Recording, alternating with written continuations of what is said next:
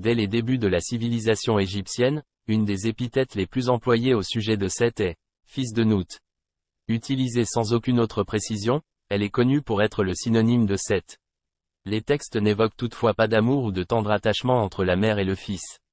Seth et Nout sont deux des 9 divinités de l'Énéade d'Héliopolis composées d'Atum le dieu créateur, de Chou et Tefnout, souffle et harmonie, Geb et Nout, sol et voûte céleste, et des quadruplés Osiris, Isis, Seth et Nephthys. Dans les temps primordiaux, Atum a donné naissance à un couple mâle et femelle, Chou et Tefnout, en éjaculant dans sa main. À leur tour, ces jumeaux ont donné naissance à un couple divin, Geb et Nout. Dès sa naissance, Seth perturbe le processus régulier de la création en venant au monde d'une manière hors norme. Selon le grec Plutarque, auteur au IIe siècle d'un traité sur la mythologie égyptienne, Seth, qui l'assimile à Typhon, est né le 3e des 5 jours épagomènes. Le 3e jour vint au monde Typhon, non pas à terme ni par la voie commune, mais en s'élançant à travers le flanc maternel, qu'il avait ouvert et déchiré en le frappant d'un grand coup.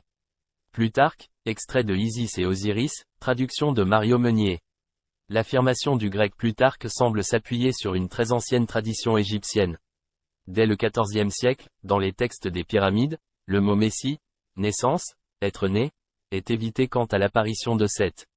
Lorsque l'âme du roi Ounas, 5e dynastie, entame son ascension au ciel, elle est comparée à Seth, le dieu fort en magie, Urekaou, que sa mère enceinte a violemment vomi. Tu t'es pourvu de Urekaou, celui qui se trouve dans Vombo, seigneur de la Haute-Égypte. On ne détachera pas à cause de toi.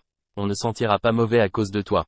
Vois donc, tu es un bas, tu es plus puissant que les dieux de Haute-Égypte et que leurs esprits à Kaash, toi que la parturiente a vomi, tu as fendu la nuit. Tu t'es pourvu de Seth qui a été stoppé. Combien est prospère celui qui y s'est loué. Texte des pyramides, extrait du chapitre 222. Traduction de Raphaël Bertrand. Dans le mythe, la venue au monde de Seth est violente et inopportune. Par superstition, cet épisode a fait craindre aux femmes égyptiennes que le dieu puisse être une puissance malsaine cause d'avortements et de fausses couches. Une formule des textes des sarcophages datés du Moyen Empire, nous informe qu'Isis, durant sa grossesse, était dans la peur de Seth et qu'elle craignait pour la vie de son fœtus, le futur Horus fils d'Osiris. La déesse se présente devant Atum-Re afin qu'il ordonne qu'aucun dieu ne fasse du tort à l'enfant à venir.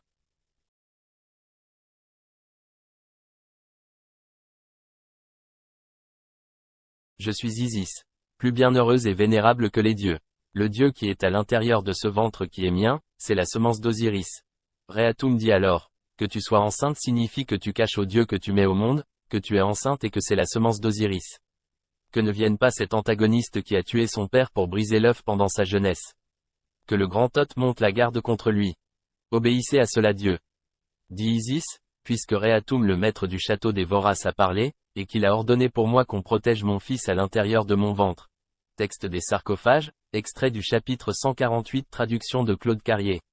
Selon Plutarque, la déesse Taouré est la concubine de Seth mais elle le quitte lorsqu'Horus entreprend de le capturer afin de pouvoir monter sur le trône royal. L'égyptologue néerlandais Herman Tevelde explique cette affirmation en avançant que la déesse Hippopotame, toujours figurée comme étant gravide, est la protectrice des femmes enceintes. Elle est par conséquent une puissance divine située à l'opposé de Seth. Dans le vocabulaire égyptien, le mot Haï signifie à la fois homme et commettre l'avortement tout en étant l'un des surnoms de Seth. Un papyrus magique tardif à présent conservé au musée égyptologique de Turin fait d'ailleurs dire à ce dernier. Je suis un homme d'1 million de coudées, dont le nom est jour de malheur. Pour ce qui est du jour de naissance ou de conception, il n'y a aucune naissance et les arbres ne porteront aucun fruit. Extrait du papyrus magique de Turin.